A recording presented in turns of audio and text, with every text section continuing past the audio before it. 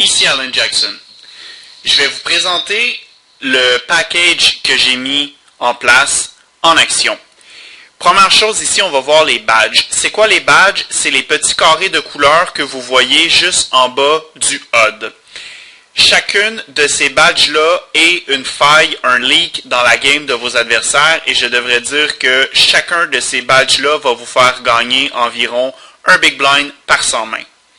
Donc, même en étant conservateur et en disant que chacune de ces badges-là vous donne un Big Blind de plus par 100 mains, imaginez lorsque vous jouez 9 tables et puis que vous jouez contre 6 adversaires. Donc, si vous êtes capable d'aller chercher un Big Blind par 100 mains de plus par table, ça fait augmenter votre win rate de façon vraiment considérable.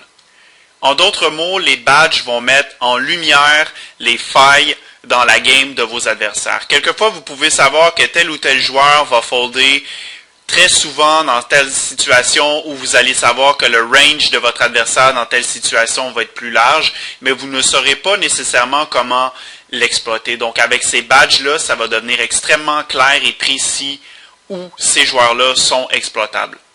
Ici, je ne suis pas en train de vous dire que ce package-là de notre caddie va tourner un joueur perdant en joueur gagnant. Ce que je suis en train de vous dire, c'est que si vous êtes un joueur solide, que vous avez une bonne base et que vous êtes un joueur gagnant, ce package-là va mettre en lumière suffisamment de leaks chez vos adversaires pour que vous puissiez augmenter votre win rate de façon significative.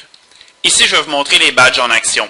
Vous voyez que le joueur qui ouvre sur le bouton a un signe de $. Le signe de $, ça veut dire que ce joueur-là va ouvrir en position, caller un 3-bet et folder sur le flop, sur le flop versus contre un 6-bet plus que 45% du temps.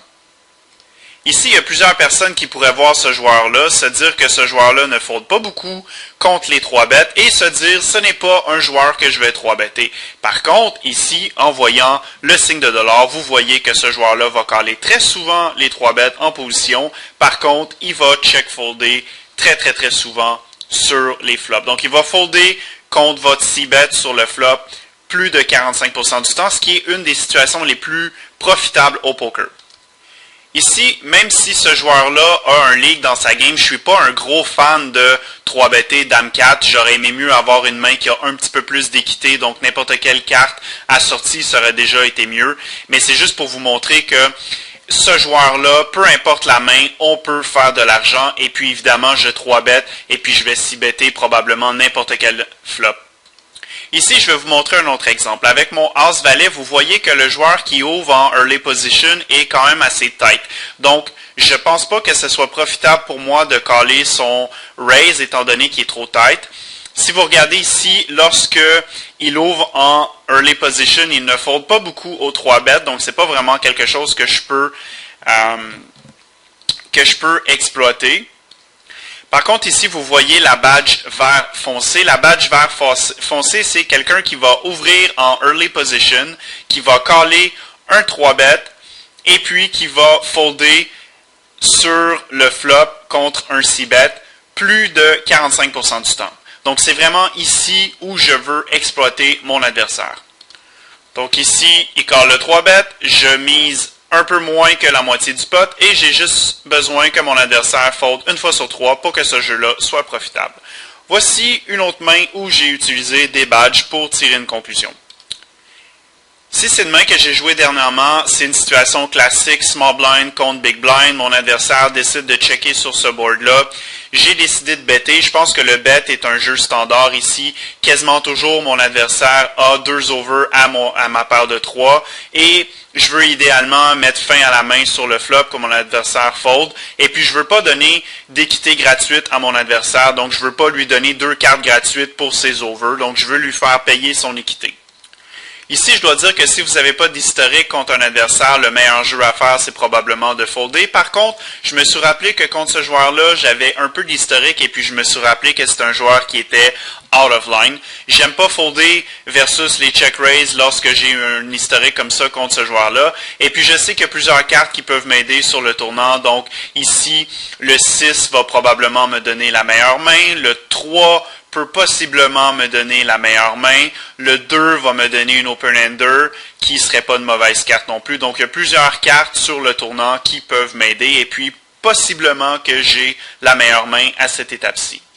Ici, sur le tournant, c'est un 2, c'est une des cartes que je voulais voir. Il n'y a absolument aucune raison pour moi de folder ici. Si je call sur le flop, il faut absolument que je call sur le tournant. Cette carte-là va augmenter la valeur de ma main et puis va probablement diminuer la valeur de la main de mon adversaire s'il y a seulement, par exemple, un tirage à la flush. Donc, il n'y a absolument aucune raison pour moi de folder ici. Quand j'ai vu son all-in sur la rivière, mon premier instinct, c'était probablement ici qu'il faut que je fold. Par contre, j'ai regardé mon pop-up et puis j'ai regardé, le pop-up m'a indiqué que ce joueur-là avait l'habilité de bluffer sur la rivière. La majorité des joueurs n'ont pas cette habilité-là à bluffer sur la rivière. Par contre, lui, je l'ai déjà vu bluffer sur la rivière. Et puis, j'ai vu aussi que ce joueur-là avait tendance à jouer ses tirages de façon agressive. Et puis, je sais ici que plusieurs tirages qui ont raté sur le flop, jumelé à ça, sa faculté de bluffer sur la rivière. Et puis, ça devient un fold qui est un peu moins évident quand vous avez ces informations-là sous les yeux. Donc ici, lorsque mon adversaire pousse all-in sur la river, je pense que son range est très polarisé. Donc soit qu'il y a une grosse overpair, qui est une possibilité faible, soit qu'il ait frappé un 7, ou soit qu'il n'y ait absolument rien. Puis même à ça, même s'il y a un overpair dans cette situation-là, je ne suis pas certain qu'il va pousser all-in for value. Donc je pense que une main comme deux gros cœurs qui n'ont pas de paire rendu sur la rivière est une très bonne possibilité de main pour lui. Donc, il y a un range qui est vraiment polarisé. Je sais que la majorité du temps, ça va être un bluff. Quelquefois, il va avoir une grosse main. Et puis, il y a la statistique qui me confirme que ce joueur-là est capable de bluffer sur la rivière. Je vais vous montrer une dernière main. Ici, j'ai As-Dame, mon adversaire 6-bet sur le flop. Et puis, je m'attends qu'à cette étape-ci, j'ai la meilleure main. Si vous regardez ses statistiques, son flop 6-bet est de 40%, sa fréquence de double barrel est de 75% et son bet sur la river est de 35%. Un aussi bas 6-bet, c'est quand même assez inquiétant. Donc, c'est clair que je vais caller une street, mais je vais quand même jouer de façon prudente par la suite. Je regarde aussi sa statistique CF qui est son check fold et puis je sais que la majorité du temps, il va check folder. Donc, lorsqu'ici, il y a air, je pense que la majorité du temps, il ne va même pas s'y better. Donc, la majorité de ses bets à ce joueur-là, c'est des bets for value. Je sais ici qu'il peut s'y better probablement une main comme Roi-Dame, As-Dame, peut-être une main comme Dame-Valet. Par contre, je sais que s'il y a ces mains-là, c'est clair qu'il ne va pas miser sur le tournant. Donc, pour miser, ça va y prendre probablement une main plus forte que ça. C'est possible aussi qu'il s'y bette une main comme une paire de valets. C'est pas exclu. Donc, sur le flop, je suis d'accord avec mon call parce que je sais que je bats une bonne partie de son range. Par contre, comme je l'ai dit, par la suite, sur les autres streets, je vais jouer la main de façon vraiment prudente. Donc, avec sa haute fréquence de double barrel, évidemment, il faut que je call sur le tournant. Par contre, sur la rivière, ici, il mise. On a vu, il y a quelques secondes, le graphique qui nous disait que quand il misait, il était strong, strong, strong, strong. Donc ici, est-ce que ce joueur-là a l'habilité de value better une main comme Roi-Dame? Absolument pas.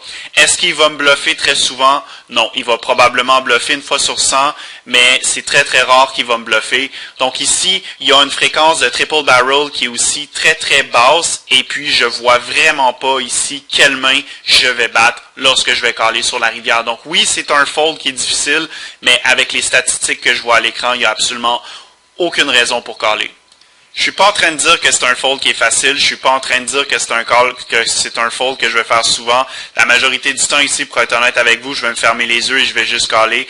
Par contre, lorsque je regarde les combos de mains qui vont miser et puis qui vont me battre, il va y avoir les As, les Rois, les Dames, les 10, et puis avec les statistiques que je vois à l'écran, je pense que c'est très très très rarement une main qui va battre top pair, top kicker. Donc j'espère que vous avez été heureux de voir le package en action. C'est vraiment un produit dont je suis très très fier et puis c'est un produit qui va augmenter votre win rate de façon considérable. Même si certaines personnes peuvent me dire que c'est un package qui est cher, je vous dis, juste le fait de l'avoir, vous allez voir que ça va se payer de lui-même.